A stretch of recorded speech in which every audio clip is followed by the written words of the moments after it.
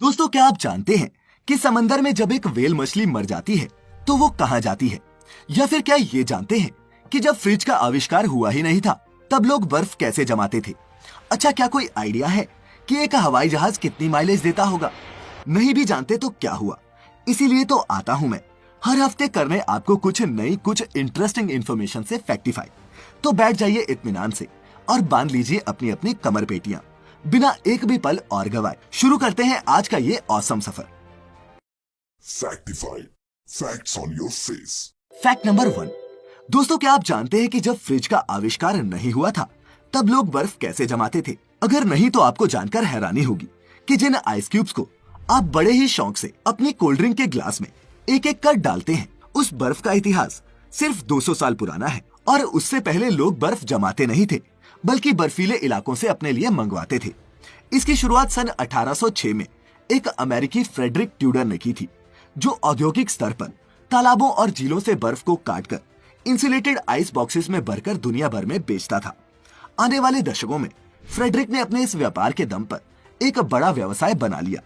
धीरे धीरे तकनीक विकसित हुई तो ऐसी बर्फ कंपनियां बर्फ ढोने की बजाय खुद ही बनाने लग गई।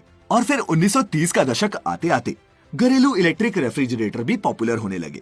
सन 1950 तक अमेरिका के कई ग्रामीण इलाकों में ये बर्फ पहुंचाई जाती रही, लेकिन धीरे धीरे फ्रिज के घर घर पहुंचने के साथ साथ ये सर्विस भी पूरी तरह से गायब हो गई।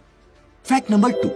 दोस्तों, आपको सड़क पर चलने वाली कार और बाइक्स की माइलेज का तो अंदाजा होगा, लेकिन क्या आप जानते हैं कि एक हवाई जहाज कितनी माइलेज देता है?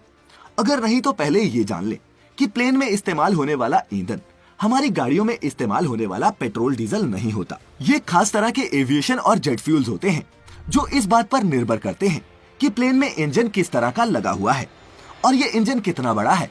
इस पर निर्भर करती है उस विमान से मिलने वाली माइलेज।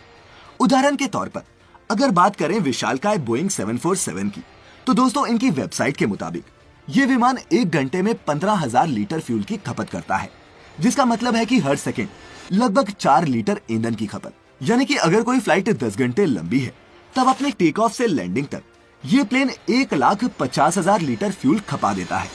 माइलेज की बात करें तो हर 1 किलोमीटर की यात्रा के लिए ये जहाज 12 लीटर के लगभग फ्यूल जला देता है, लेकिन 450 से ज्यादा यात्रियों को ढोने की क्षमता के चलते ये खपत भी किफायती ही साबित होती है। दोस्तों, इसके अलावा जब प्लेन रनवे पर होता है तब प्लेन के इंजन बंद होते हैं, जिस वजह से प्लेन पावर जनरेट नहीं करता और इस दौरान प्लेन में इलेक्ट्रिसिटी एक एक्सटर्नल सोर्स की मदद से, जिसे एजीपीयू कहते हैं, से प्रोवाइड करी जाती है। Fact number 3। दोस्तों, पृथ्वी का सबसे बड़ा स्तनपायी जीव धरती पर नहीं बल्कि पानी के अंदर रहता है। जी हाँ, ब्लू व्हेल का नाम तो आपने सुना ही होगा। 100 से 150 टन वजन का ये विशालकाय जीव 15 से 20 अफ्रीकन हाथियों के बराबर अकेला ही होता है। लेकिन दोस्तों, क्या आपके दिमाग में कभी ये सवाल उठा है कि व्हेल के मरने के बाद उसका क्या होता है? माने कि किसी व्हेल की अगर मौत हो जाए तो उसकी डेड बॉडी आखिर जाती कहाँ है?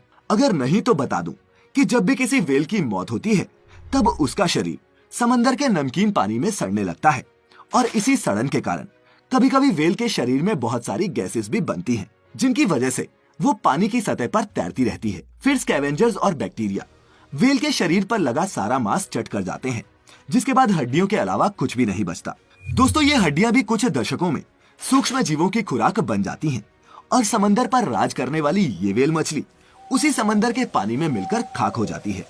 तो क्या समझे? अगर कुछ भी समझे हो तो इस वीडियो को एक लाइक दिए बिना मत जाना। खैर, अब बढ़ते हैं आगे। Fact number 4। दोस्तों, आज जो प्रकृति का हाल हम देख रहे हैं उसे सोचकर लगता है कि भविष्य बेहद चुनौतीपूर्ण होने वाला है, लेकिन अगर हम अतीत के पन्ने फिरोल कर देखें तो कुदरत ने हमें अलग अलग समय पर यह चेताया है कि हम इंसान उसके आगे कुछ भी नहीं। दोस्तों, ये वाकया है सन 536 एडी का, यानी कि आज से लगभग 1500 साल पहले, जब आसमान में कुछ अजीब घटा। अचानक आई एक धूल की आंधी ने यूरोप, मिडिल ईस्ट और एशिया के कई हिस्सों को अंधकार में धकेल दिया। और दोस्तों, आपको जानकर हैरानी होगी कि धूल के इन बादलों ने दुनिया के एक बड़े इलाके को कुछ दिनों या फिर हफ्तों के लिए नहीं बल्कि पूरे 1.5 साल तक ढके रखा, जिससे 18 महीनों तक सूर्य की रोशनी इन इलाकों तक नहीं पहुंच पाई। इसका परिणाम ये रहा कि धरती का तापमान गिरने लगा, फसलें तबाह हो गई और आने वाले 1 दशक तक दुनिया के एक बड़े हिस्से में अकाल के हालात बन गए। ये सब कैसे हुआ? इसकी कोई वैज्ञानिक व्याख्या तो हमें नहीं मिलती, लेकिन कुदरत के आगे इंसान का अस्तित्व बौना है। ये बात हमें हमेशा याद रखनी चाहिए। Fact number 5। दोस्तों, आपने एयरपोर्ट्स और बॉर्डर चेक्स पर ड्रग्स, करेंसी और गोल्ड जैसी चीजों की स्मगलिंग के बारे में तो सुना होगा, लेकिन इस फैक्ट में मैं आपको बताऊंगा एक हद से ज्यादा होशियार स्मगलर की कहानी, जो जिंदा पक्षियों को स्मगल कर रहा था। दोस्तों, अफ्रीका के फ्रेंच गिनी से फ्रांस जा रही एक फ्लाइट में एक आदमी के पास से चिड़ियों के चहचहाने की आवाज आ रही थी। पहले तो सबने इसे इग्नोर कर दिया, लेकिन फिर जब ये आवाजें बहुत देर तक नहीं थमी, तब उस शख्स की तलाशी ली गई और चेकिंग के दौरान स्टाफ को इस डच ट्रेवलर की पैंट में 1 दर्जन से भी ज्यादा हमिंग बर्ड्स मिले, जिन्हें वो स्मगल करके ले जा रहा था।